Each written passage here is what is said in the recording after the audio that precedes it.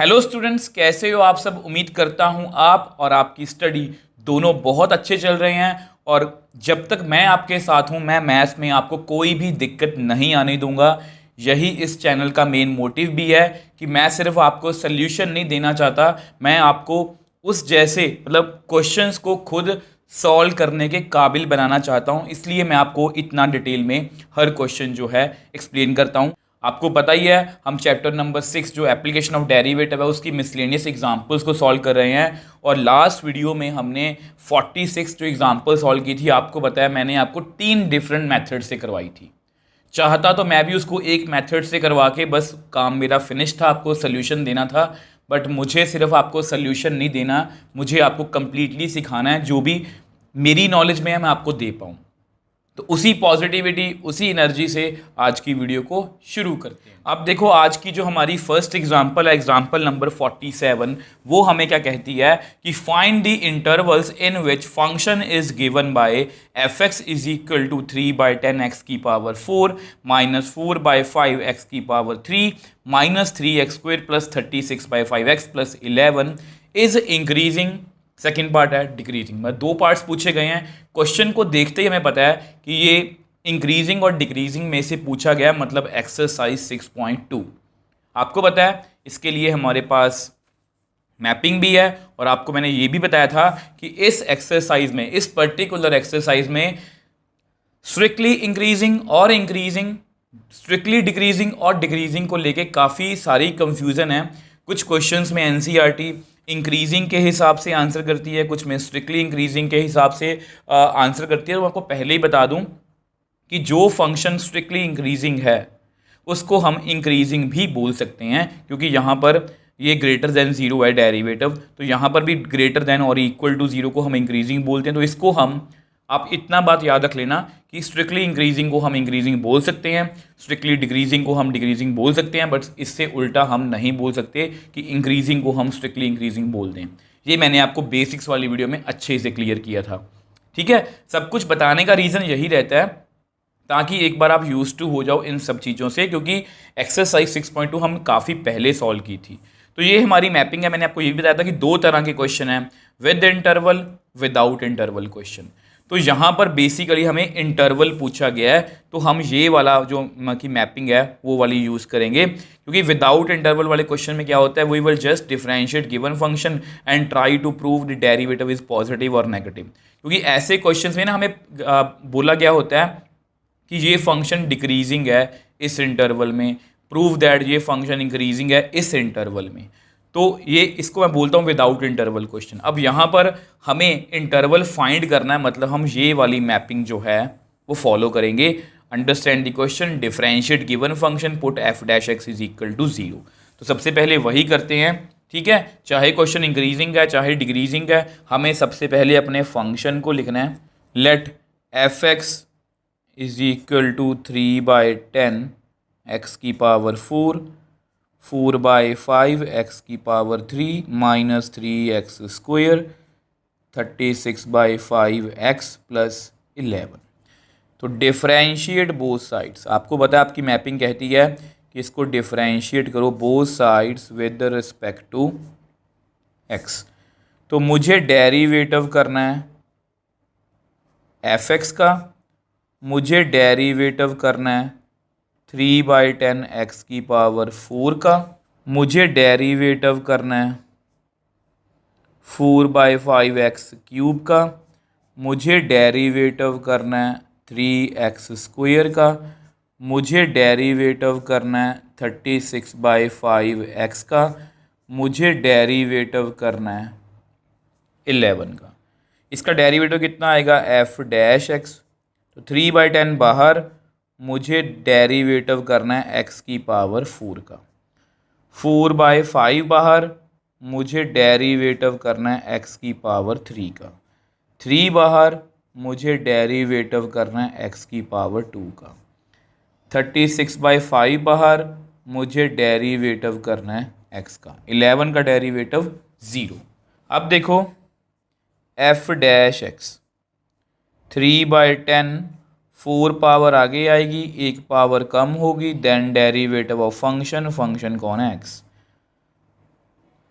3 power आगे आएगी, एक पावर कम होगी, then derivative of function, function कौन है x। 2 पावर आगे आएगी, एक पावर कम होगी, then derivative of function, function कौन है x। 36/5 x का derivative with respect to x 1।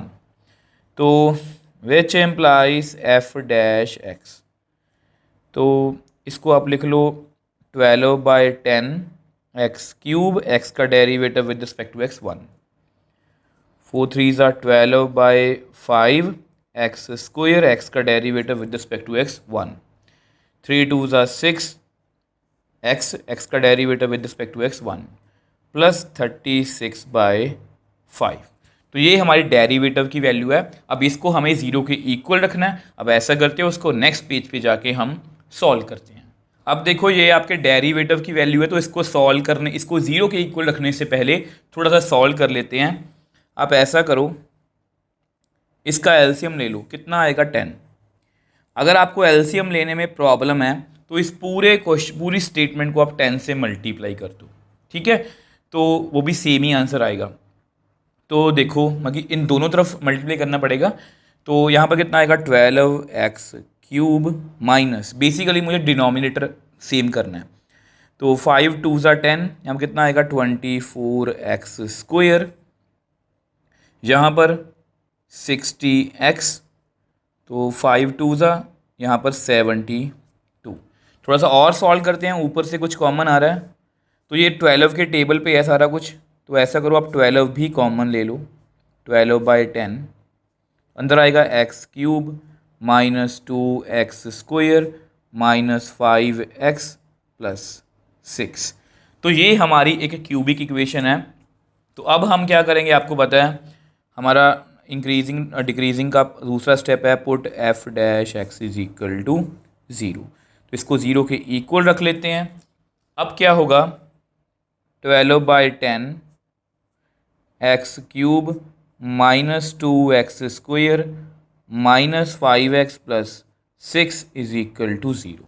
अब बहुत से टीचर इसको उधर ले जाके ख़त्म कर देते हैं, मतलब या ये 0 नहीं हो इसको छोड़ देते हैं। बट अगर आप मेरे से पढ़े हो, आपको पता है मैंने आपको हमेशा बोला कि इसको हमेशा लेफ़्ट साइड पे रखा करो। ऐसा करने का रीज़न है कि अगर यहाँ पर कुछ माइनस कॉमन आ जाए, तो अगर आप माइनस को उधर ले जाके ख़त्म कर देते हो तो बाद में आपको इंक्रीजिंग डिक्रीजिंग देखने में प्रॉब्लम आएगी। हो सकता है कि कुछ बच्चों को मेरी बात समझ में आ जाए, जिनको नहीं समझ आ रही वो इंक्रीजिंग और डिक्रीजिंग या ऐसा करता हूँ आपको क्वेश्चन नंबर बताने की कोशिश करता हूँ। तो आप ऐसा करना, क्वेश्चन नंबर 6 एक्सरसाइज 6.2 का क्वेश्चन नंबर 6 का थर्ड पार्ट या सी पार्ट देखना। उसमें मैंने आपको अच्छे से एक्सप्लेन किया है कि माइनस का डिफरेंस आने से इंक्रीजिंग और डिक्रीजिंग में प्रॉब्लम आ सकती है। तो इसलिए हम इसको हमेशा साथ में ही रखेंगे, इससे हमारी कोई कैलकुलेशन में फ़र्क नहीं पड़ेगा। अब क्योंकि हमें एक्स की वैल्यू निकालनी है, तो ये क्यूबिक इक्वेशन है। अब क्यूबिक इक्वेशन में आपको बहुत बार पहले बता चुका हूँ कि इसका जो पहला फैक्टर होता है ना, वो हम हिट एंड ट्रायल से निकालते हैं। तो इसको लिखते हैं x cube minus 2x square minus 5x plus 6 is equal to 0। तो 1 से स्टार्ट हो जाओ, 1 फिल कर लो। अगर ये 0 के इक्वल बन गया, मतलब left hand side equal to right hand side होगी, तो 1 इसका फैक्टर है। 1 यहाँ माइनस 2 माइनस 5 प्लस 6, तो 6 और 1 7 minus 7 is equal 0 is equal to 0। तो मतलब x जो मैंने इज इक्वल टू 1 है, x इज इक्वल टू जो 1 है वो इसका फैक्टर है, ठीक है। अगर वो फैक्टर है, देखो यहाँ पर मैं लिख देता हूँ, देखो अगर ये फैक्टर है, अगर देखो मैं आपको वैसे बताने की कोशिश करता हूँ, अगर 1 सेटिस्फाई ना करे तो -1 चेक करना, फिर 2, फिर -2, फिर 3, फिर -3। हमेशा मोस्टली यहाँ पर हमारा इसके आसपास आंसर आ जाता है, इसकी ज़्यादा कोई टेंशन लेने की ज़रूरत नहीं है। तो क्यूबिक इक्वेशन को किस तरह सॉल्व करेंगे, यहाँ पर मैं आपको लिख के बता देता हूँ। अब देखो जो मैंने आपको रफ में बताया था, तो वो वही बताया कि हमने x को 1 पुट किया और हमारा सेटिस्फाई हो गया। इसको हम क्या बोलते हैं, हिट एंड ट्रायल। बट ये एक फैक्टर आया, ठीक है, तो यहाँ मैं लिख सकता हूँ। तो देयरफॉर देखो x इज इक्वल टू 1 है, मतलब x minus 1 is equal to 0 is factor of x cube minus 2x square minus 5x plus 6। तो ये इसका फैक्टर है। अगर ये इसका फैक्टर तो इसको डिवाइड करेगा, तो इसकी लॉन्ग डिवीजन कर लेते हैं। देखो ये जो मैं आपको करके दिखा रहा हूँ, ये आप कंप्लीटली स्किप कर सकते हो, मतलब रफ में जल्दी जल्दी करके आप उसके फैक्टर्स सीधा लिख सकते हो। आप एनसीईआरटी में भी देखोगे उसके डायरेक्टली फैक्टर्स हैं x-1, x+2, x-3। ठीक है, तो आप देखो एनसीईआरटी ने लिख दिया, बट अगर आपके सामने कोई क्यूबिक इक्वेशन आएगी तो आप सीधा डायरेक्टली उसके फैक्टर्स तो नहीं बता सकते ना, आपको सॉल्व तो करना पड़ेगा ना, इसलिए मैं आपको यहाँ पर समझा रहा हूँ। मैं ये नहीं बोला कि आपने ऐसे ही सब कुछ करना है, आप जस्ट इसको रफली मतलब चेक करके देख सकते हो, बाद में फैक्टर्स आप फिल कर लेना। तो यहाँ पर एक्स क्यूब है, यहाँ पर एक्स है तो एक्स स्क्वायर, एक्स को एक्स स्क्वायर से किया तो एक्स क्यूब आएगा, -1 को एक्स स्क्वायर से किया तो माइनस एक्स स्क्वायर आएगा, यहाँ पर माइनस यहाँ पर प्लस, तो ये आपस में कैंसिल आउट। ठीक है, तो कितना आएगा, ये -2x स्क्वायर ये प्लस एक्स स्क्वायर, तो कितना आएगा -x स्क्वायर -5x + 6। अब यहाँ पर एक्स स्क्वायर है तो माइनस एक्स को एक्स से किया -x स्क्वायर, -1 को एक्स से किया +x, यहाँ प्लस यहाँ माइनस। ठीक है, तो यहाँ पर ये भी कट हो गया, तो यहाँ पर कितना रह गया, -5 -x -6x +6। तो x को x यहाँ पर है -6 से करते हैं, तो x को -6 से किया -6x, -1 को -6 से किया +6, यहाँ पर प्लस यहाँ पर माइनस, तो ये भी कट हो जाएगा। तो यहाँ पर कितना बचा 0। तो देयरफॉर देखो इसको कैसे लिख सकते हैं, ये हमारी क्यूबिक इक्वेशन है। ठीक है, इसको मैं लिख सकता हूँ x - 1 into x square -x - 6। ठीक है, प्लस रिमाइंडर कितना बचा 0।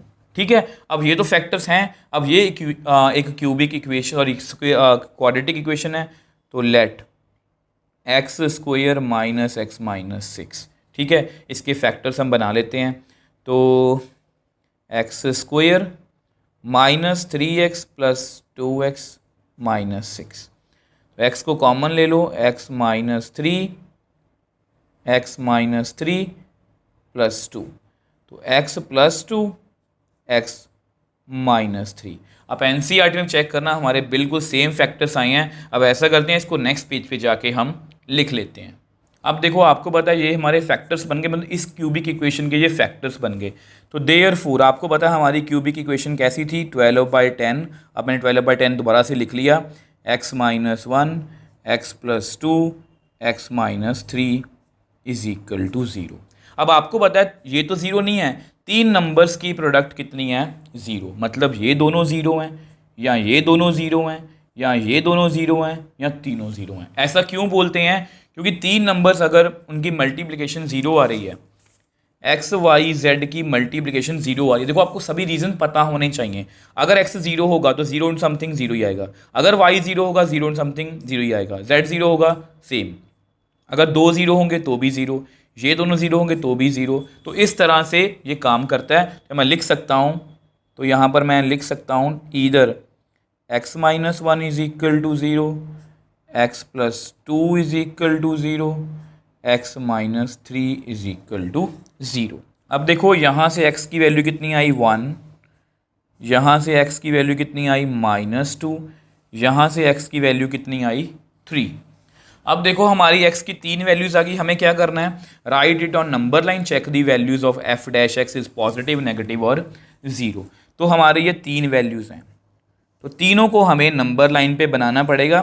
तो ऐसा करते हैं, इसको नंबर लाइन पे हम ड्रॉ कर लेते हैं।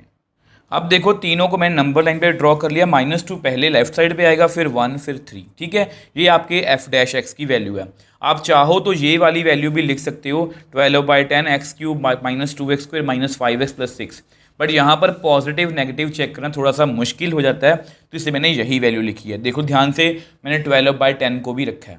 अगर यहाँ पर कोई माइनस में स्टेटमेंट होती, आपको बता ही देता हूँ, मुझसे रहा नहीं जाता, अगर मान लो यहाँ पर -12/10 होता, ठीक है, कुछ ऐसा होता, मान लो ये आपकी स्टेटमेंट होती, तो अब हम क्या करते, इसको छोड़ देते। अगर इसको हम छोड़ देते तो हमारे पास ये स्टेटमेंट थी। तो अगर मान लो, चलो इसको भी छोड़ ही दो, मान लो यहाँ पर होता x + 1 x + 2, तो अगर यहाँ पर मैं x की वैल्यू 1 फिल करूँ या 1 से बड़ी तो ये पॉजिटिव आएगा। तो पॉजिटिव मतलब एफ डैश एक्स की वैल्यू पॉजिटिव है, मतलब वो इंक्रीजिंग है।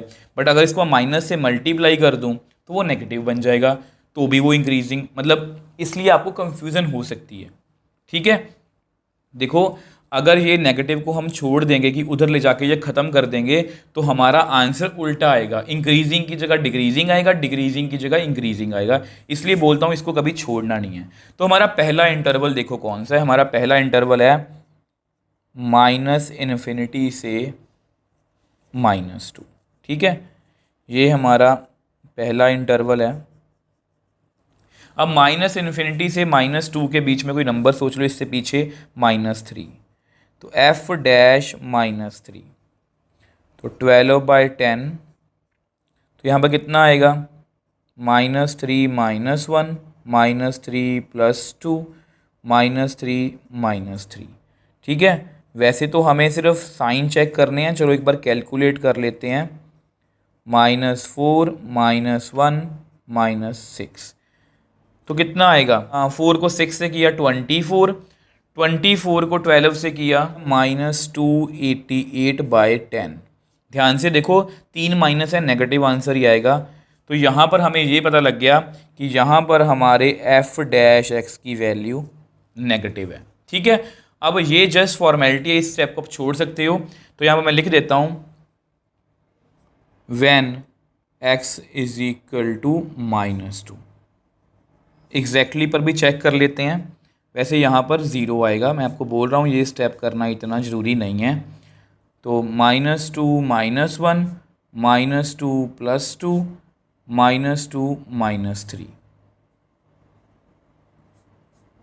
12/10 -3 0 -5, 0 एंड समथिंग कितना आएगा, 0 ही आएगा। तो यहाँ पर f डैश एक्स की वैल्यू 0 ही आएगी। अब उसके बाद जो अगला हमारा इंटरवल है वो कौन सा है, -2 और 1 के बीच में। -2 और 1 ये हमारा नेक्स्ट इंटरवल है। इसके बीच में कोई नंबर सोच लो, 0। ठीक है, f डैश 0, 12/10 0 -1 0 +2 0 -3, तो f डैश 0 12/10 -1 2 -3, 2 3 6, 6 को 12 से किया 72/10 माइनस माइनस प्लस, तो यहाँ पर हमारी वैल्यू पॉजिटिव आ रही है। तो यहाँ पर डेरिवेटिव की वैल्यू पॉजिटिव आ रही है। अब फिर से यहाँ पर फॉर्मेलिटी कर देते हैं एक बार, when x is equal to 1 f dash 1, तो 12/10 1 -1 1 +2 1 -3, तो f डैश 1 12/10 0 3 -2 कितना आएगा, 0 ही आएगा। 0 एंड समथिंग 0 ही होता है। अब नेक्स्ट इंटरवल हमारा कौन सा है, नेक्स्ट इंटरवल है 1 और 3 के बीच में।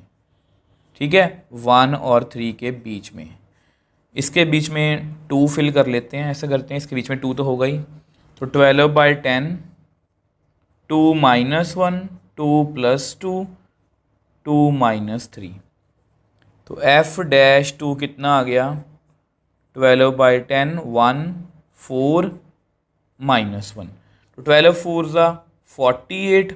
अब इसमें एक ही नेगेटिव साइन है और नेगेटिव आंसर बाय 10, तो इसका आंसर नेगेटिव आ रहा है, मतलब यहाँ पर डेरिवेटिव की वैल्यू लेस देन 0 है।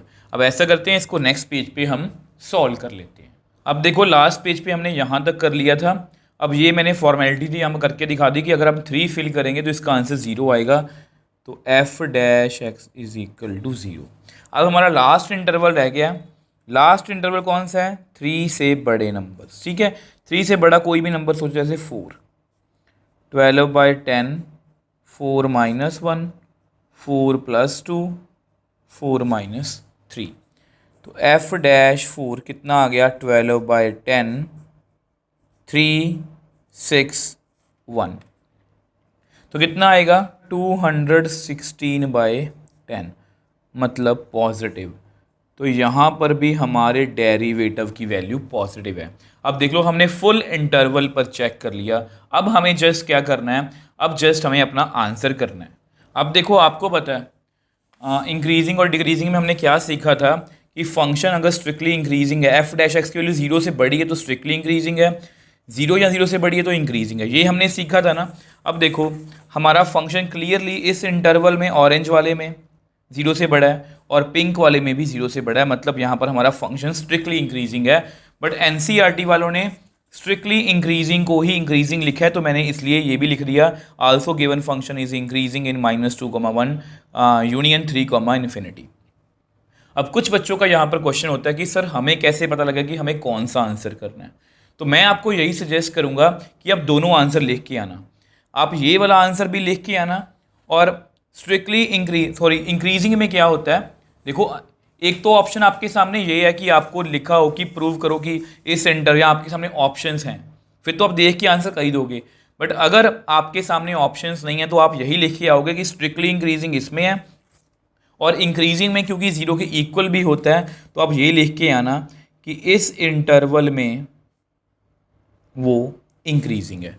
ठीक है, क्योंकि ये भी इंक्रीजिंग के लिए ही इंटरवल है, जीरो को हमें इंक्लूड करना है तो ठीक है। बट एनसीईआरटी वाले स्ट्रिक्टली इंक्रीजिंग को इंक्रीजिंग बोल रहे हैं, इसलिए मैंने वैसे ही लिख दिया, क्योंकि स्ट्रिक्टली इंक्रीजिंग को हम इंक्रीजिंग बोल सकते हैं। अब सेम वे से डिक्रीजिंग की बात कर लेते हैं। अब देखो मैंने वही लिखा है कि एफ डैश एक्स की वैल्यू जीरो से कम है इस ग्रीन वाले इंटरवल में, और ये स्काई मतलब जो कलर लिखा है मैंने इस इंटरवल में। तो given function is strictly decreasing इस इंटरवल -∞ to -2 यूनियन 1 to 3।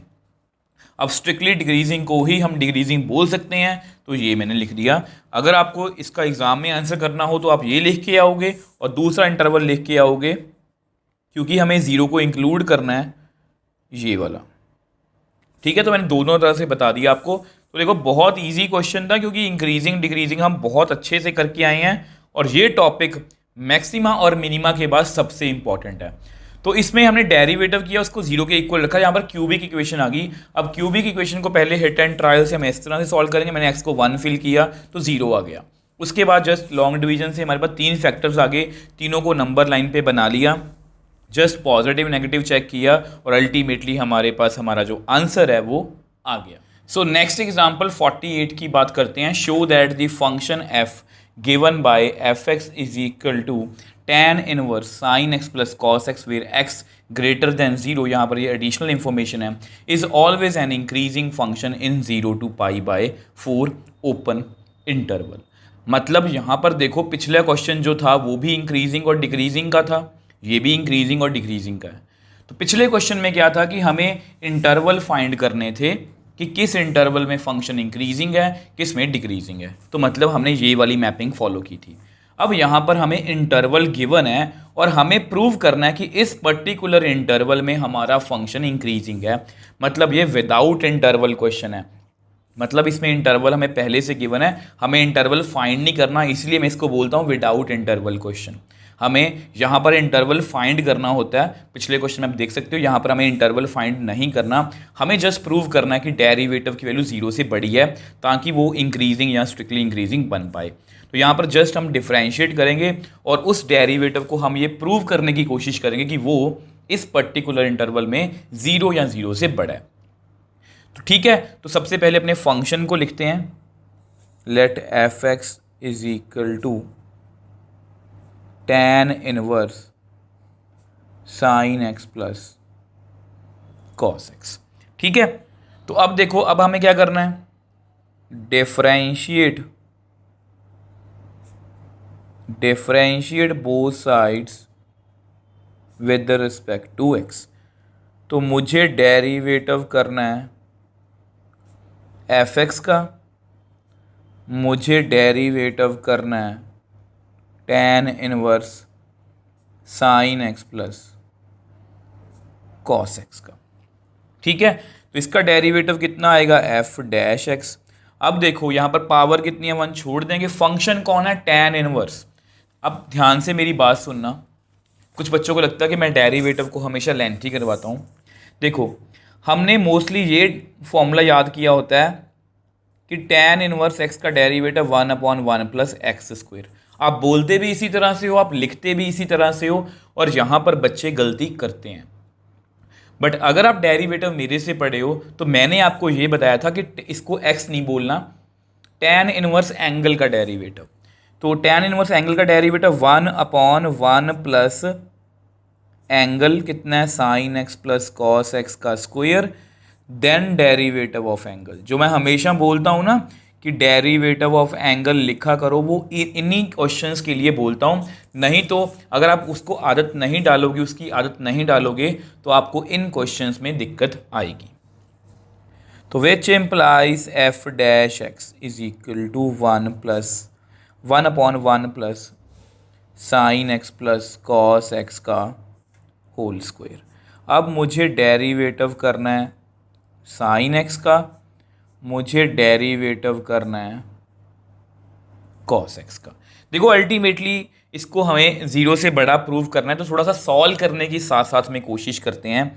अब आपको पता है एफ डैश एक्स, अगर इसका मैं स्क्वायर खोल दूं तो A square plus B square plus 2ab, तो ये मैंने इसका जो स्क्वायर है वो खोल दिया। ठीक है, अब साइन एंगल का derivative cos angle, then derivative of angle. Same way से कॉस एंगल का derivative minus sine angle, then derivative of angle. अब मुझे भी पता है कि यहाँ पर है साइन एक्स का डेरिवेटिव कॉस एक्स ही आएगा, मैं भी ऐसे बोल सकता हूँ। अब लिखने का रीज़न ये है ताकि मैं आपको वो चीज़ की आदत डाल पाऊँ कि आपको ये आदत होनी चाहिए कि हमें हमेशा एंगल का डेरिवेटिव करना है। मतलब लिखने की मेरी आदत ये है कि अगर मैं लिखूँगा तो मुझे देख के आप भी लिखोगे, और यही मेरा मेन पर्पज़ है। नहीं तो मुझे कोई वीडियो लेंथी बनाने का कोई शौक़ नहीं है। मैं भी बोल सकता हूँ कि साइन का डेरिवेटिव कॉस, कॉस का डेरिवेटिव माइनस साइन, बात ख़त्म। बट मुझे होता है कि हम उसकी आदत बनाएं। तो cos angle derivative of angle minus sine angle derivative of angle. अब ऐसा करते हैं, इसको नेक्स्ट पेज पे हम सॉल्व करते हैं। अब देखो हम यहाँ पर थे ना, तो ये फॉर्मूला यहाँ पर हम अप्लाई करेंगे इसके ऊपर, ग्रीन के ऊपर। Sine square x plus cos square x कितना होगा 1। सेम वे से 2 साइन एक्स कॉस एक्स कितना होगा साइन 2x। तो ये दोनों फॉर्मूले हम यहाँ पर यूज़ करने वाले हैं, क्योंकि अल्टीमेटली मुझे ये डेरिवेटिव की वैल्यू को पॉजिटिव प्रूव करवाना है। ठीक है, तो 1/1 प्लस यहाँ पर 1 आएगा, यहाँ पर साइन 2x। ठीक है, तो कॉस एक्स, एक्स का derivative with respect to x 1, minus sine x, x का derivative with respect to x 1। तो यहाँ पर कितना आ गया, which implies f dash x is equal to, फिर ढंग से लिखते हैं cos x minus sine x upon 1+1 2 plus sine 2x। तो देखो अब हमारे डेरिवेटिव की वैल्यू आ चुकी है। अब आपको पता है ये विदाउट इंटरवल क्वेश्चन है, हमें इस फंक्शन को इंक्रीजिंग प्रूव करवाना है। इंटरवल हमें गिवन है, इंटरवल हमें निकालना नहीं है। तो अगर हमें इंटरवल निकालना नहीं है तो मतलब हमें इस चीज़ को ये प्रूव करवाना है कि ये पॉजिटिव है। ठीक है, 0 है या 0 से बड़ी है, तो हमें सब कुछ देखना है यहाँ पर। अब देखो आपको पता है हम ऐसे काफ़ी क्वेश्चंस कर चुके हैं, मैं आपको बताने की कोशिश करता हूँ। एक्सरसाइज 6.2 का 7th क्वेश्चन भी ऐसा है, 9th क्वेश्चन भी ऐसा है, 10th क्वेश्चन भी ऐसा है। मैं कितने बताऊँ आपको, और इसमें 16th question, 17th question, 12th question, मतलब काफ़ी क्वेश्चंस हैं जिसमें हमने, और मैंने आपको फुल एक्सप्लेन किया था। एक तो ये है ना कि बच्चों ये यहाँ पर पॉजिटिव होता है, ये भी यहाँ पर पॉजिटिव होता है, मैंने आपको फुल एक्सप्लेन करके बताया था। तो वैसा ही कुछ यहाँ पर करने वाले हैं। अब देखो आपको इतना पता होना चाहिए कि साइन की सबसे बड़ी वैल्यू कितनी होती है 1, और सबसे छोटी कितनी होती है -1। तो यहाँ पर मैं लिख देता हूँ, वी नो कि साइन थीटा जो होता है, वो जो साइन थीटा जो होता है वो -1 और 1 के बीच में रहता है हमेशा। तो विच एम्प्लाइज साइन 2x जो है वो भी हमेशा 1 और -1 के बीच में रहेगा। ठीक है, ये क्लियर है। साइन 2x ये क्लियर है? ये साइन टू मैंने कहाँ से लिखा? यहाँ से, ठीक है।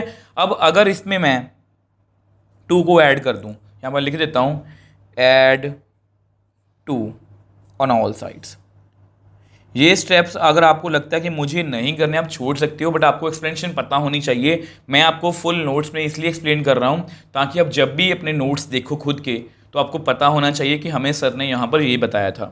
तो therefore 2 - 1 2 plus sine 2x less than equal to 2 + 1, तो which implies 1 2 plus sine 2x less than equal to 3। इसका मतलब ये हुआ कि 2 प्लस साइन 2x की वैल्यू हमेशा 1 और 3 के बीच में, या 1 और 3 भी हो सकती है।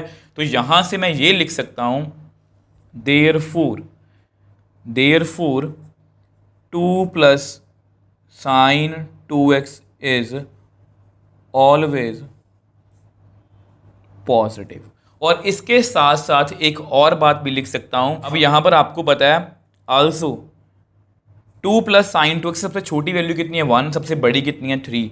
तो 2 प्लस साइन 2x कभी भी 0 के इक्वल नहीं आएगा। आप चेक कर लो, यहाँ 1 से मतलब इसकी वैल्यू हमेशा 1 और 3 के बीच में है, 0 तो नहीं हो सकती।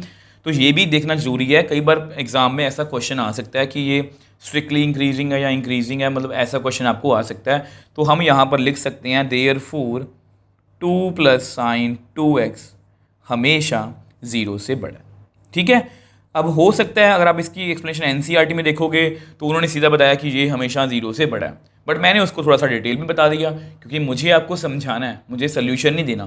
तो सेम वे से इसको करने की कोशिश करते हैं। यहाँ पर आप ये लिखना चाहते हो लिख लो इन 0 to π/4। वैसे तो इसका कोई मतलब नहीं है क्योंकि हमारा इंटरवल इतना है, तो मैं लिख देता हूँ कि इसकी वैल्यू हमेशा 0 से बड़ी होगी इन दिस इंटरवल। अब आगे चलते हैं। अब देखो हमने डिनोमिनेटर को प्रूव कर लिया, ये हमारा डेरिवेटिव की वैल्यू है, ये कि ये हमेशा 0 से बड़ा है, ये 0 भी नहीं है, ठीक है, ये क्लियर है हमें। अब हमें cos x minus sine x का देखना है। नाउ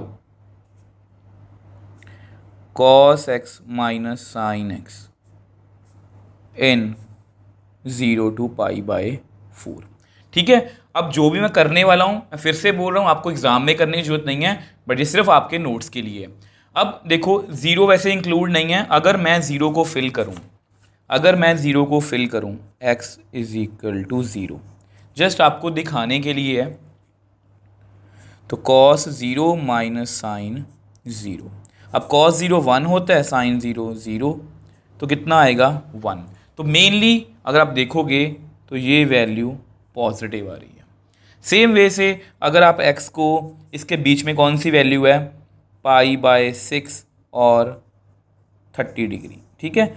180/6 कितना होता है 30 डिग्री। तो cos π/6 माइनस साइन π/6, cos 30 कितना है √3/2 आपके सामने है, वो कितना है 1/2, ठीक है। तो यहाँ पर कितना आ गया √3 माइनस 1/2।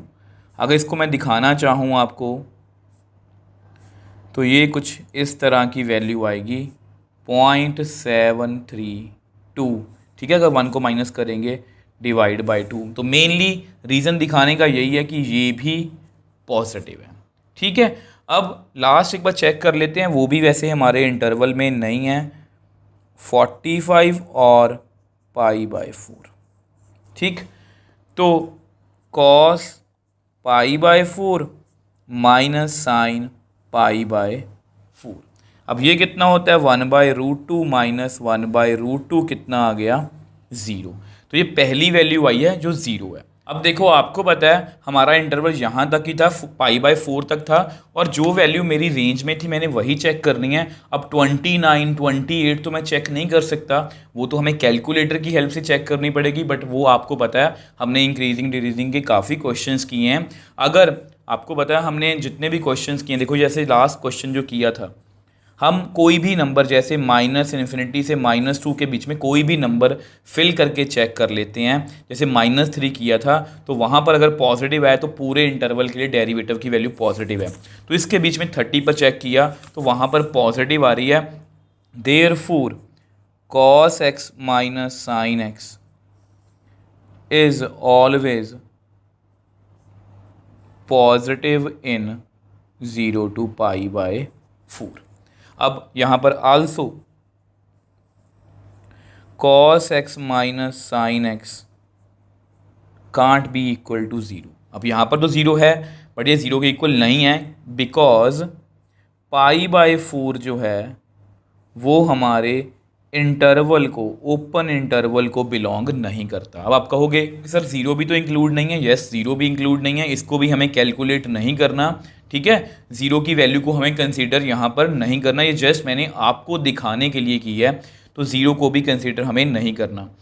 तो यहाँ पर लिख देता हूँ मैं, also 0 does not belong to 0, π/4। ये जस्ट आपकी कंफ्यूजन दूर करने के लिए मैंने लिखा है।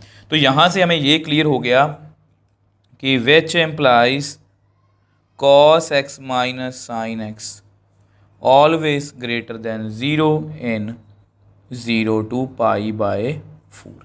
तो ध्यान से देखो, ये वाला भी 0 to π/4 में 0 से बड़ा है, cos x minus sine x भी जो है वो हमेशा 0 से बड़ा है, 0 के इक्वल नहीं है। तो मैं ये इस बात पर खास जोर दे रहा हूँ कि 0 के इक्वल नहीं है। तो मतलब ये भी पॉजिटिव, ये भी पॉजिटिव, इसका मतलब डेरिवेटिव की वैल्यू पॉजिटिव है। तो इसका मतलब हमारा जो फंक्शन है वो इंक्रीजिंग है इन गिवन इंटरवल। तो ऐसा करते हैं, उसको नेक्स्ट पेज पे मैं आपको लिख के दिखा देता हूँ। अब देखो, ये भी 0 से बड़ा है, ये भी 0 से बड़ा है, मतलब हमारा न्यूमिनेटर भी 0 से बड़ा, डिनोमिनेटर भी, मतलब ये डेरिवेटिव की वैल्यू हमेशा इस इंटरवल में 0 से बड़ी है। Therefore given function is strictly increasing in 0 to π/4। But क्योंकि एनसीईआरटी वाले स्ट्रिक्टली इंक्रीजिंग को ही इंक्रीजिंग बोलते हैं, therefore given function is increasing in 0 to π/4। अब आपको बार बार बोलने का रीज़न या लिख के बताने का रीज़न भी यही है कि आपको ये बातें याद हो जाएं कि स्ट्रिक्टली इंक्रीजिंग को हम इंक्रीजिंग बोल सकते हैं। तो एक बार जल्दी से क्वेश्चन को रिकॉल कर। अब देखो, मेनली हमारा क्वेश्चन यहीं से स्टार्ट था। तो tan inverse sine x plus cos x को मुझे डेरिवेटिव करना था, तो मैंने डेरिवेटिव जो है वो कर लिया। अब इसके बाद जस्ट इसको सॉल्व करना था, मैंने थोड़ा सॉल्व किया, तो अल्टीमेटली मेरे पास ये आ गया। अब ये डेरिवेटिव की वैल्यू है, तो इस डेरिवेटिव की वैल्यू को मुझे चेक करना है कि ये पॉजिटिव होनी चाहिए, क्योंकि क्वेश्चन में हमें लिखा गया है। तो मैंने देखा कि साइन की वैल्यू हमेशा 1 और -1 के बीच में है, -1 और 1 भी हो सकती है। तो साइन 2x की वैल्यू भी ऐसी होगी, 2 को ऐड कर दिया तो ये वैल्यू हमेशा 1 या 1/3 के बीच में है, 1 और 3 भी हो सकती है, मतलब ये हमेशा पॉजिटिव है, मतलब ये कभी भी 0 की इक्वल नहीं होगी। तो इसलिए मैं इसको ऐसे लिख सकता हूँ। अब उसके बाद जस्ट हमें cos x minus sine x देखना था।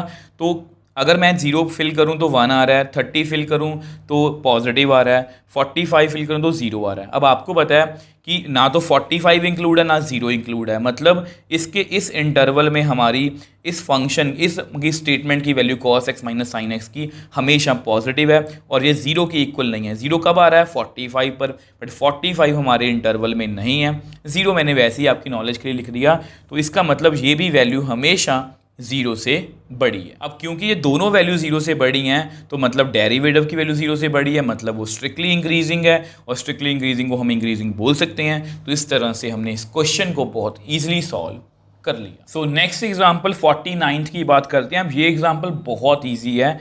ए circular disc of radius 3 centimetre is being heated due to expansion its radius is increases at the rate of 0.05 centimetre per second. तो इसको मैंने अंडरलाइन किया है क्योंकि यही डिसाइड करेगा कि हमारा क्वेश्चन कौन सा है। फाइंड द रेट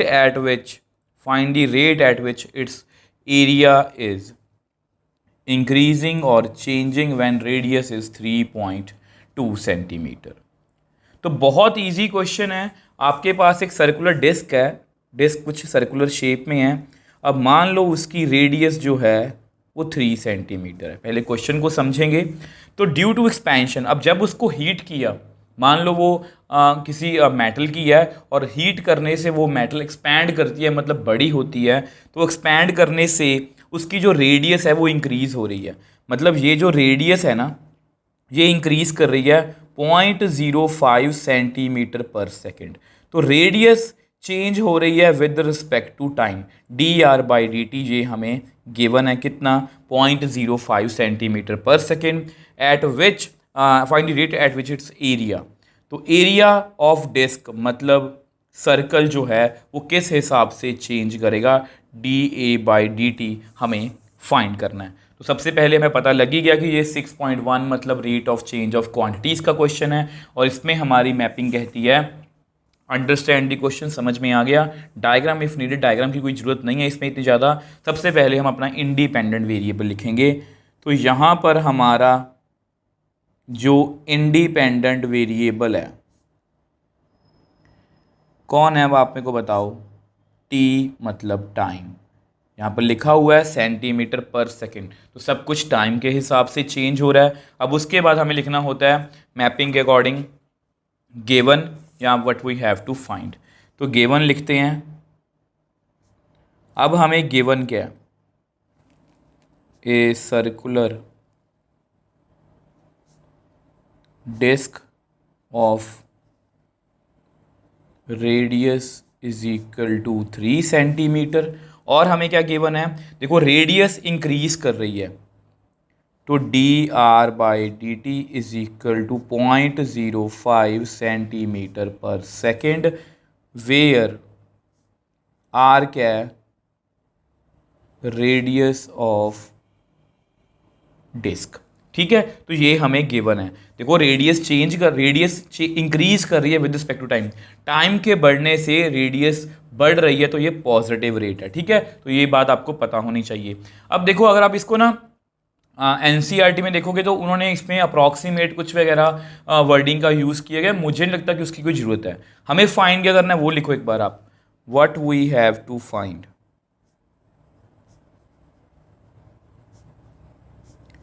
हमें फाइंड करना है कि जो एरिया है वो किस हिसाब से चेंज कर रहा है। तो बेसिकली हमें D A by D T जो है वो फाइंड करना है। अब आपको पता है independent variable given, what we have to find the formula as required. अब हमें पता है एरिया का रेट ऑफ चेंज निकालना है, तो ए यहाँ पर अब लिख लेते हैं, ए मतलब एरिया ऑफ सर्कुलर डिस्क। अब इसका मुझे फॉर्मूला बताने की जरूरत नहीं है कि सर्कल का फॉर्मूला कितना होता है, पाई आर स्क्वायर। तो differentiate both sides with respect to time के हिसाब से चेंज करना है टी। तो मुझे डेरिवेटिव करना है ए का, मुझे डेरिवेटिव करना है पाई आर स्क्वायर का। पाई कांस्टेंट है बाहर लिख लो, मुझे डेरिवेटिव करना है आर स्क्वायर का। तो D A by D T is equal to pi. अब 2 पावर आगे आएगी, एक पावर कम होगी, देन डेरिवेटिव ऑफ फंक्शन कौन है, आर। अब ऐसा करते हैं, इसको नेक्स्ट पेज पे जाके हम सॉल्व करते हैं। अब देखो हम यहाँ पर थे और d r by D t की वैल्यू हमें पता है, तो which implies d A by D T is equal to 2 pi r 0.05। तो अगर इसको मल्टीप्लाई करोगे तो पाई आर इंटू 0.10। ठीक है, अब हमें देखो इसका मतलब ये है कि एरिया जो है टाइम के हिसाब से इस हिसाब से मतलब चेंज हो रहा है, बट हमें किसी पर्टिकुलर पॉइंट पे निकालना है, और वो कितना है, रेडियस जब हो 3.2 सेंटीमीटर। तो वो निकाल लेते हैं, पाई इंटू 3.2 इंटू 0.10। तो जब आप इसको मल्टीप्लाई करोगे तो कितना आएगा, तो आएगा 0.32। यहाँ पर आप से लिख दो पाई सेंटीमीटर, एरिया है तो स्क्वायर सेकेंड। तो इस हिसाब से हमारा एरिया जो है, इस रेट से हमारा एरिया जो है वो चेंज होगा। तो बहुत इजी क्वेश्चन था हमारे लिए। दोबारा से लिख देता हूँ क्योंकि ना एनसीईआरटी में बताता हूँ आपको, एनसीईआरटी में ये आंसर लिखा गया, तो ये वाला तो मेरा है। आप इसको इस तरह से भी लिख सकते हो, 0.32 पीछे 0, सेंटीमीटर स्क्वायर पर सेकंड। आपको पता है डेसिमल के बाद हम जितनी मर्जी जीरो लगा सकते हैं, और ये जो हमारा आंसर है ये परफेक्टली एनसीईआरटी से मैच कर रहा है। कुछ भी मुश्किल नहीं था इसमें, कुछ भी हमें अप्रॉक्सीमेशन लगाने की कोई ज़रूरत नहीं है। एनसीईआरटी ने यहाँ पर अप्रॉक्सीमेशन लगाई है, मुझे नहीं लगता कि वो लगाने की कोई ज़रूरत है। dr/dt हमें गिवन था, ठीक है, एरिया का रेट ऑफ चेंज पूछा था विद रिस्पेक्ट टू टाइम, तो मैंने डिफ्रेंशिएट कर लिया, dr/dt की वैल्यू फिल की, r की वैल्यू फिल की, और अल्टीमेटली हमारे पास हमारा आंसर आ गया।